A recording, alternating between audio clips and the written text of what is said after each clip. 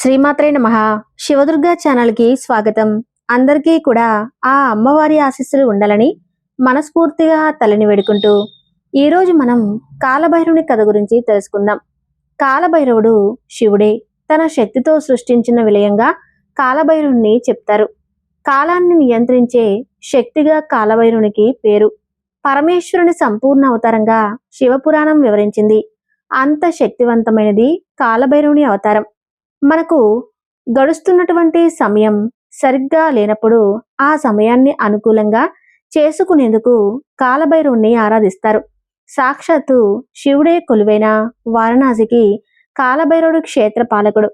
కాలభైరవుడి అనుమతి లేకుండా కాశీలో అడుగుపెట్టలేరు. కాలభైరవుడు సంతృప్తి చెందకపోతే ఎన్ని ప్రయత్నాలు చేసినా కాశీకి వెళ్ళలేం. ఈ కాలభైరవ స్వామి పుట్టుకకు సంబంధించిన ఆసక్తికరమైన కథ శివపురాణం ద్వారా తెలుస్తుంది. కాలభైరవుడు మహాశివుని ప్రత్యేక రూపం. అయితే కాలభైరవుడు ఎలా జన్మించాడో ఈ కథలో ఇప్పుడు మనం తెలుసుకుందాం. ఎవరైతే ముందుగా మన ఛానల్ని కొత్తగా చూస్తున్నారో తప్పకుండా లైక్ చేసి కామెంట్ చేయండి. సృష్టికర్త అయిన బ్రహ్మను మనం ఇంకో పేరుతో కూడా పిలుస్తూ ఉంటాం. అదే చతుర్ముఖ బ్రహ్మ. అయితే అలా పిలవడానికి కారణం బ్రహ్మకు 4 తలలు ఉండటం. ఆ 4 తలలు 4 దిక్కులను 4 వేదాలుగా చెప్తారు. కానీ బ్రహ్మకు ఒకప్పుడు 5 తలలు ఉండేవని, ఆ 5వ తలను సాక్షాత్తు ఆ పరమేశ్వరుడే ఖండించాడట. అయితే కథలోకి వెళ్తే బ్రహ్మ పుట్టుక ముందే పరమేశ్వరుడు కాశీనగరాన్ని నిర్మించాడు. కాశీనగరం నిర్మించబడ్డ కొంతకాలానికి బ్రహ్మ జన్మించాడు.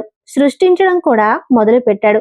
అయితే బ్రహ్మ తన కర్తవ్యంగా ముల్లోకాలను శాసించడానికి, దేవదేవులను ధర్మాన్ని రక్షించడానికి ఎంతో మంది మానస పుత్రులను సృష్టించేసరికి తనే గనక లేకపోతే ఈ విశ్వంలో ఇన్ని ప్రాణాలు ఉద్భవించేవే కాదు అన్న ఒక అహంకారం మొదలవుతుంది.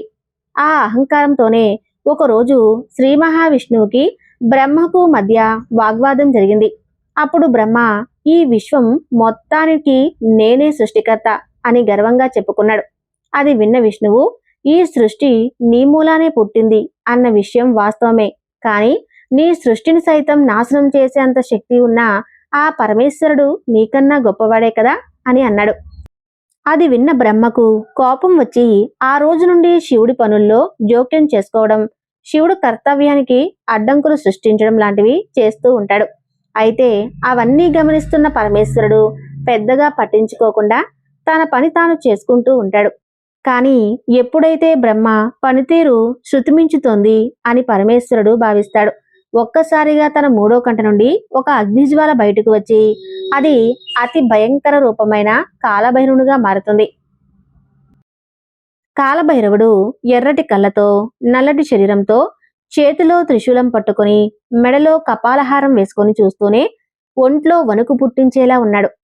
అయితే అంతటి భయంకరమైన రూపంతో, పట్టలేని ఆవేశంతో కాలభైరవుడు బ్రహ్మలోకంలో అడుగుపెట్టేసరికి ఒక్కసారిగా బ్రహ్మలోకం దద్దరిల్లుతుంది.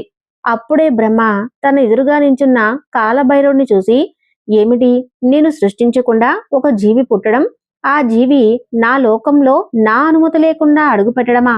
ఎవరు నువ్వు? ఇక్కడికి ఎందుకు వచ్చావు అని అడిగాడు. అప్పుడు కాలభైరవుడు, నన్ను సృష్టించింది సాక్షాత్తు ఆ త్రిపుర నాశక రక్షకుడు అయిన పరమేశ్వరుడు. అయినా నేనే గొప్ప, నన్ను మించిన శక్తే లేదు అన్న అహంకారంతో ఆ పరమేశ్వరుడికే ఆటంకాలు సృష్టిస్తున్నారు. ఇదేనా బ్రహ్మతత్వం అంటే అని అడిగాడు. అది విన్న బ్రహ్మ, నేను లేనిదే భూమి లేదు, ఆకాశము లేదు, నేను లేనిదే జీవం లేదు, ప్రాణం లేదు, నేను లేనిదే స్వర్గం లేదు, నరకం లేదు, ఆఖరికి నేను లేనిదే దేవదేవుళ్ళు లేరు, అసలు దానవులు లేరు. అలాంటప్పుడు నేను కాపోతే ఇంకెవరు విశ్వానికి సర్వోన్నత సృష్టికర్త అని అహంకారంగా సమాధానం ఇచ్చాడు.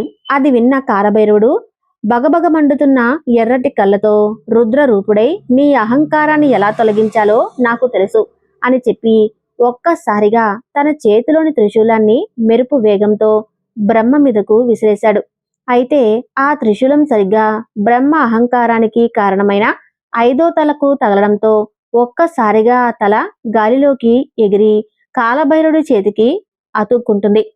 దాంతో ఆకాశం దద్దరిల్లుతూ, ముల్లోకాలు కంపిస్తూ బ్రహ్మ అహంభావం తొలగిపోయి తాను చేసిన తప్పు ఏంటో తెలుసుకుని ఇకపై తాను విశ్వ ప్రయోజనాల కోసం మాత్రమే పనిచేస్తానని, వ్యక్తిగత అహంభావాన్ని ప్రదర్శించను అని వాగ్దానం చేస్తాడు. ఇక ఆ రోజు నుండి బ్రహ్మను చతుర్ముఖ బ్రహ్మ అనే పేరుతో పిలవటం మొదలైంది. అయితే అది విన్న కాలభైరవుడు తన కర్తవ్యం పూర్తయింది అని అర్థం చేసుకుని తిరిగి పరమేశ్వరుడి దగ్గరికి వెళ్ళిపోతాడు. కానీ వెళ్లే దారిలో తన చేతికి అతుక్కునున్న బ్రహ్మ 5వ తలను విడిపించుకోవడానికి ఎంత ప్రయత్నించినా విడిపించుకోలేకపోతాడు. ఇక అదే విషయాన్ని పరమేశ్వరునికి చెప్పినప్పుడు, కాలభైరవ, నువ్వు చేసిన పని ధర్మం కోసమే అయినప్పటికీ బ్రహ్మ తలను ఖండించడం వల్ల నీకు బ్రహ్మహత్య పాతకం చుట్టుకుంది. అందుకే బ్రహ్మ కపాలం నీ చేతికే అతుక్కుపోయింది. అయితే ఈ పాతకం తొలగిపోవాలి అంటే నువ్వు 14 లోకాలను సంచరించాల్సి ఉంటుంది అని చెప్పాడు.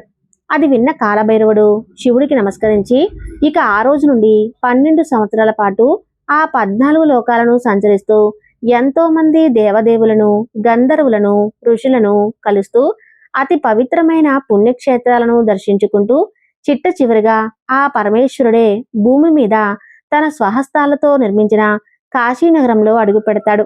అంతే, ఒక్కసారిగా ఆకాశంలో ఉరుములు, మెరుపులతో వర్షం మొదలయ్యి తన చేతుకున్న బ్రహ్మకపాలం నేలపై పడి బూడిదలా మారిపోతుంది. కాలభైరవుడు అసలు ఏం జరుగుతుందా అని ఆశ్చర్యపోతున్నప్పుడే తన ఎదురుగా పరమేశ్వరుడు ప్రత్యక్షమయ్యి, కాలభైరవ, ధర్మాన్ని నిలబెట్టడానికి జన్మించిన నీవు బ్రహ్మహత్యా పాతకాన్ని తొలగించుకోవడానికి ఇన్ని సంవత్సరాల పాటు 14 లోకాలు సంచరించావు. అందుకే ఈ క్షణం నుండి అవిముక్త క్షేత్రంగా పిలువబడే ఈ కాశీ నగరానికి నేను క్షేత్ర పాలకుడిగా నియమిస్తూ ఉన్నాను. నీ అనుమతి లేనిదే ఆ యమధర్మరాజు కూడా ఈ కాశీలో ప్రవేశించలేడు. తరాలు మారినా, యుగాలు మారినా ఈ క్షేత్రంలో జరిగే పూజ మొట్టమొదటిసారి నీకు జరిగిన తర్వాతే నా వరకు చేరుతుంది అని చెప్పి క్షేత్ర పాలకుడి బాధ్యతను అప్పగించి వెళ్ళిపోయాడు. అయితే ఆ రోజు బ్రహ్మ 5వ తలబడి బూడిదగా మారిన ఆ ప్రదేశాన్ని కపాలమోక్ష తీర్థంగా పిలుస్తారు. అక్కడే ఇప్పుడు మనం కాశీలో చూసే కాలభైరవుడి ఆలయం నిర్మింపబడింది. పురాణాల ప్రకారం బ్రహ్మ విష్ణువుల మధ్య వాదన జరిగింది. వీరిద్దరిలో తమలో ఎక్కువ శక్తివంతమైన వారు ఎవరు అని తెలుసుకునే ప్రయత్నం చేస్తున్నారు. ఎవరికి వారే ఉత్తమంగా ఉండాలి అని భావించారు.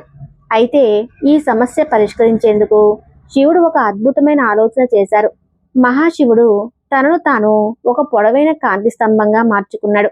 ఆ కాంతికే ఆది అంతం లేనట్టుగా ఉంటుంది. మహాశివుడు తన తోటి త్రిమూర్తులైన బ్రహ్మ విష్ణువుకు ఒక పరీక్ష ఇచ్చాడు. కాంతి ప్రారంభం గురించి, బ్రహ్మ అంతం గురించి విష్ణువు కనుగొనాలని పరీక్ష పెట్టాడు. ఆ తరుణంలో బ్రహ్మ ఈ కాంతి ప్రారంభం గురించి వెతికే ప్రయత్నం చేయగా, విష్ణు కాంతి ముగింపు గురించి తెలుసుకునే ప్రయత్నం చేశాడు. ఆ ప్రయత్నంలో ఇద్దరు ఆసక్తులై తిరిగి వచ్చారు. కానీ బ్రహ్మ తెలివిగా ప్రవర్తించాడు. మహాశివునికి నిజం చెప్పే బదులుగా అబద్ధం చెప్పాడు. కాంతి యొక్క ప్రారంభాన్ని గుర్తించానని చెప్పాడు. అది అబద్ధమని గ్రహించిన మహాశివుడు బ్రహ్మ మాటలు విని కోపాగృతుడై ఆ కోపం నుంచి కొత్త రూపం పుట్టింది. అతడే కాలభైరవుడు. మహాశివునికి అబద్ధం చెప్పిన బ్రహ్మకు గుణపాఠం చెప్పేందుకు కాలభైరవుడు జన్మించాడు. సమస్త ప్రాణులను తనలోకి లయం చేసుకునే పరమశివుని మరొక రూపమే భైరవ స్వరూపం. కాలం అనే కుక్కను వాహనంగా కలిగి ఉంటాడు కాబట్టి ఈయనకు కాలభైరవుడి అని అంటారు.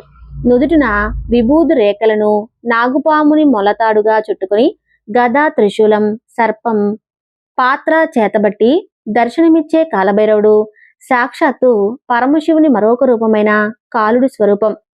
ఆయన ఆదేశానికి సిద్ధమన్నట్టుగా పక్కనే కుక్క దర్శనమిస్తూ ఉంటుంది. కాలభైరవుని విశిష్టత తెలియక ప్రస్తుత రోజుల్లో కాలభైరవుడు అనగానే చాలా మంది కుక్క అని తేలిగ్గా అనేస్తారు. కానీ సాక్షాత్తు శివుడే కాలభైరవుడై సంచరించాడని శాస్త్రాలు చెబుతున్నాయి. కాలభైరవ జయంతి నాడు భైరవుడిని పూజిస్తే సకల గ్రహ దోషాలు, అపమృత్యు దోషాలు తొలగిపోతాయని, ఆయురారోగ్యాలు పెంపొందుతాయని మంత్రశాస్త్ర గ్రంథాలు చెబుతున్నాయి. కాలభైరవుని విశిష్టత గురించి ఎంతో విలువైన సమాచారాన్ని తెలుసుకున్నారు కదూ. ఈ వీడియో నచ్చితే తప్పకుండా లైక్ చేసి ఓం నమః శివాయ అని కామెంట్ చేయండి.